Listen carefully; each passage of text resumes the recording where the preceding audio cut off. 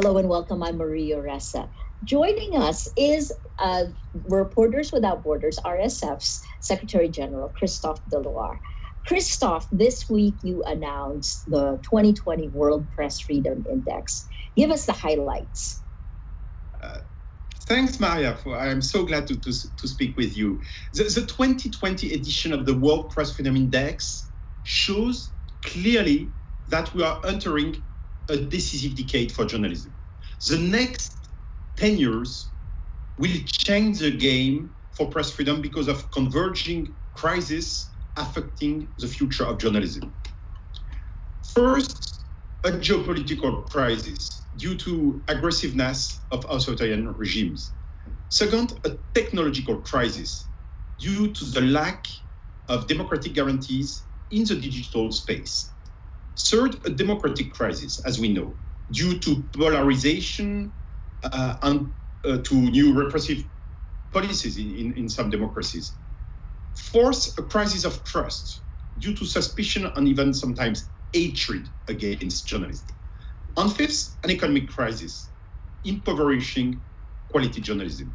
And this coronavirus crisis illustrates the negative factors. We have launched, as Reporters Without Borders, a monitoring tool, the Tracker 19. 19 refers, of course, to the coronavirus, but also to the Article 19 about freedom of opinion, an expression of the Universal Declaration of Human Rights. Have a look at it. We have discovered a lot of crazy stories. I would like just to highlight a few examples. North Korea, the worst country, ranked 180th in the World Press Freedom Index. The totalitarian government ensures the official number of cases of coronavirus remains 0, while at the same time, it has appealed to the international community for help in combating the pandemic. In the Philippines, in your country, Maria, ranked 136, the crisis has highlighted the main elements of the authoritarian course of taken by President Duterte.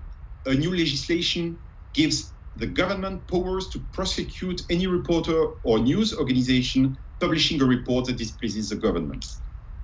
But the coronavirus pandemic does not only illustrate the crisis that affects the future of journalism, it is itself an exacerbating factor. It amplifies, it multiplies those crises. Economic crisis, for instance. Between 2008 and 2018, US media outlets have lost 25% of their staff, even 47% in the newspapers, newsrooms.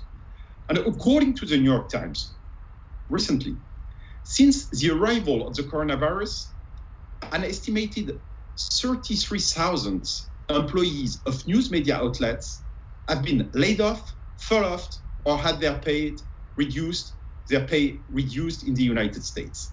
In Liberia, really another type of country, ranked 95th in the World Press Freedom Index. Newspapers are not printed anymore since the beginning of the coronavirus pandemic. How will they survive? Falling sales, collapse in advertising revenue. It is not only an economic issue, it is clearly an issue of press freedom. Geopolitical crisis. Despite the huge responsibility that China bears regarding the control of news and information at the beginning of the epidemic, with all known consequences, Chinese authorities expelled 13 US journalists recently working for quality newspapers, and Chinese diplomats increase their attacks against journalists overseas. In Sweden, in France, in many countries, and China is ranked 177th in the World Press Freedom Index. In a statement published just after we published our World Press Freedom Index, a spokesperson of the Ministry of Foreign Affairs in China said that we are biased. We are not. We just consider that we have to oppose to the new world media order that Beijing is trying to implement. Democratic crisis. There is a crackdown on media in despotic regimes, but also in some democracies, or former democracies, because some governments consider they can take advantage of the crisis. they implement the famous shock doctrine. As one of the worst examples, an Orwellian law has been adopted in Hungary, ranked 89 in the World Press Freedom Index. Donald Trump in the United States ranked 45th. This is a ranking of the country, not of Donald Trump. The ranking, Donald Trump would be worst. In the US with Trump, or in Brazil with Bolsonaro, and Brazil is ranked 107. Presidents increase their attacks against journalists, taking advantage of this crisis. In Slovenia, in Europe, a small countries ranked 32nd, our own correspondent, Blas Saka, has been targeted by a hate campaign fueled by the government after he sent an official freedom of information request on the COVID-19 to the authorities. In some countries, authorities enjoy the opportunities that demonstrations are not possible anymore in the streets. In a false democracy like Algeria, ranked 146, down 5 in the World Press Freedom Index, our own correspondent, Khaled Raheni, was put in jail 3 weeks ago. Of course, we are mobilized to get his release as soon as possible, but international pressure really will help. So please, if you can be of some help, support him.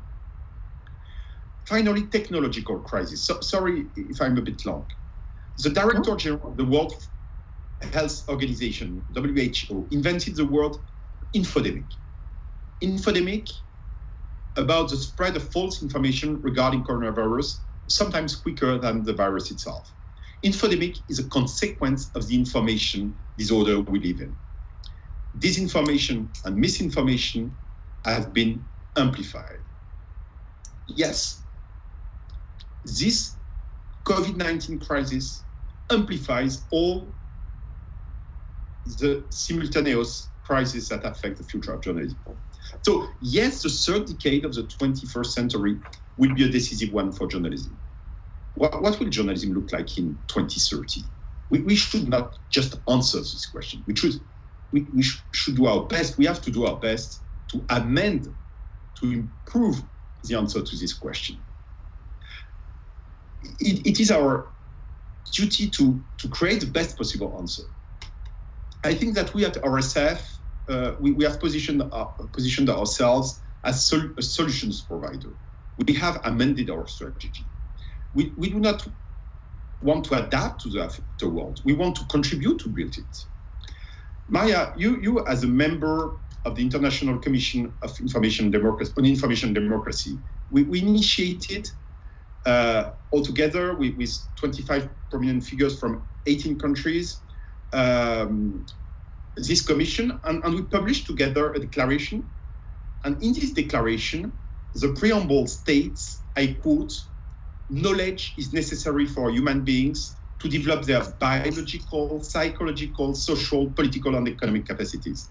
Biological and psychological capacities come first in this declaration. Right to information is inherent to the right to health, exactly what is today at stake. We succeeded to have 36 countries signing an intergovernmental partnership on information democracy based on our declaration.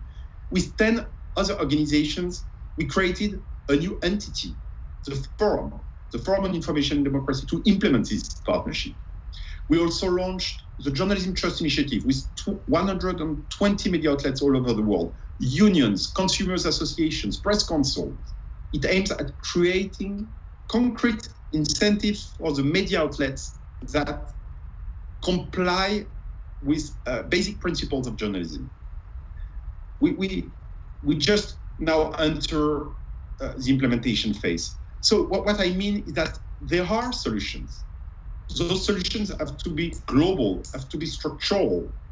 And we do believe that all those solutions, they can help change the game. We have to do to this. And I would like just to take a few seconds, if you agree, Maria, to thank all those who support us for doing this.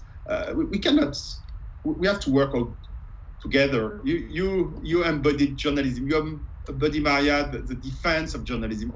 in the Philippines, of course, but all over the world. I can say this. I saw you in so many circumstances everywhere with your courage, with your determination. I would like to thank the RSF team, sections, offices, correspondents, partners. I would like to thank also our donors who make our work possible, and especially just after the release of this World Press Freedom Index, a foundation based in the Netherlands, Adesium, which has been supporting the development of the World Press Freedom Index for years. We will continue to develop it. And just as a conclusion, when we had this talk a few days ago, together with Joe Stiglitz, with Rana Ayyub, Edward Snowden, and you, Maria, Edward Snowden expressed something you must also remember. Edward is great for many reasons, including the clarity and the accuracy of his conception of the role of journalism. When he secreted his digital revelations about the NSA, he turned them over to Glenn Greenwald, this journalist who used to work with The Guardian. We know that Glenn remains under attack now in Brazil for his investigations. So I have a special thought for him. But what Edward said a few days ago, he said, I did it because I trusted journalists. I trusted journalists. Well, what a wonderful sentence in the world where we live in. So we can be optimistic, Maria, I think. It was really incredible to listen to him also because he suffered so much, right? I mean, that 7 years ago, that mass surveillance, disclosing that now meant that he's in Moscow in exile and he can't go home. That respect for journalists, given the problems that we're facing, Christophe, this crisis of trust, which you mentioned, how will journalists deal with this, given all of the battlefronts that we're facing with? What advice would you give to journalists to try to regain and move away from the crisis of trust? I think that we have to clarify something, is that when we defend press freedom, we do not defend journalists just for themselves, just because we would be a group with internal solidarity. This is not what is at stake. What is at stake is right to information. And right to information, considering that this information should be free, independent, realistic, trustworthy, is a right of human beings. And we can feel it with this crisis. Our health, even our lives are in danger if we cannot trust the information we get, whatever the source is. We need this right to information to be implemented as citizens, because otherwise, how can we scrutinize the decisions that are taken? How can we collectively, in our communities, in our countries, make appropriate decisions? And I would say that now we need this right to trustworthy news and information to be really implemented, because we need it also as a human community. Because none of the challenges of mankind will be solved without trustworthy news and information. Gender discrimination, corruption, or climate change, everything.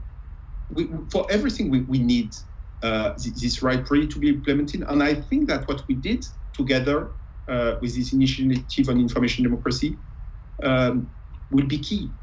We have to build. I think that was an incredible experience. It's a great initiative, Christophe. Thank you for leading that. And, it set the stage for me that, we really should be defining the principles and then rallying. Because at that point, the biggest battle that we had was technology.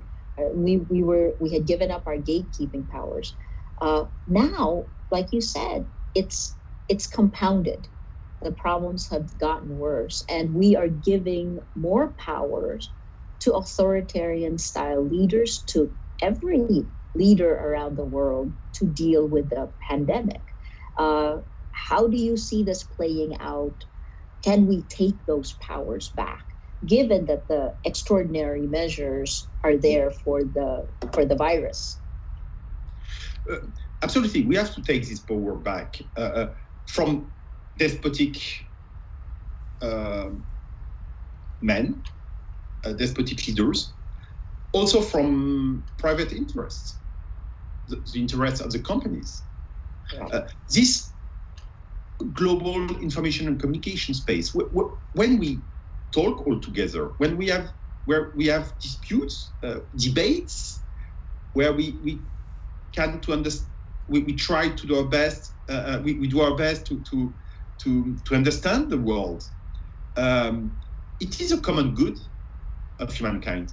It cannot be just taken or dictated by a despotic guy. And so we have to set the rules. If we do not do this, in any case, somebody else will do it. And what we can notice now is that the guys who pass the laws, who set up the rules of the digital space, are either despotic guys or heads of companies with their private interests. So we have to set up the rules and, of course, defend all the people who embody our common ideals. The Information and Democracy Commission, the initiatives that you're doing, is legislation is going for a global solution to these problems? Is legislation part of that? You know what we say in the technological world, code is law. Yes, code is law. The guys who now are deciding what the algorithms are, they are like passing the laws. They do what normally democratic parliaments should do. But now they took this power. And we, as consumers, we accepted to delegate them the management of this space. So this is also our mistake. Something is very positive, of course, in the this digital space, a larger communication, but we have to address the problems. And in order to address the problems, there are two solutions. Either we address the symptoms, fight disinformation, political advertising during electoral campaigns, etc., or we address the causes. And the causes is that freedom of opinion and expression, which is protected by the Universal Declaration of Human Rights, was in the history of democracies implemented at the national level through constitutional guarantees, media laws, self-regulation of the media. And those safeguards, they have like exploded, swept away with the globalization and digitalization of the space. So we have to rebuild it. And that's what we started all together. And now we have the Forum on Information Democracy, which is this new entity, which is absolutely ready. And we are now working on the work plan, which is ready to give recommendations, set principles, to help have appropriate regulation and self-regulation of platforms. Because we need regulation, but we need good regulation. And the danger would be that some parliaments would take emergency measures, which would be very bad. So, and those topics, those issues are so complicated. The change of paradigm is so strong that if we do not have people from all over the world, lawyers, researchers in communication sciences, civil society representative, independent people, of course, if we do not have those people working together to try to answer the huge dilemmas we have in front of us regarding internet of things, regarding these new private messaging systems, but with huge potential, or just how algorithms function. We have to answer those questions. It's not easy. And that's why we have to work together. And that's exactly the purpose of this new governance that we are trying to set up and which was imagined by you and our colleagues. Well, you pulled together some amazing minds for that. Christophe, your last thoughts as you announced to the world the 2020 World Press Freedom Index. That, as I mentioned, press freedom is not a luxury.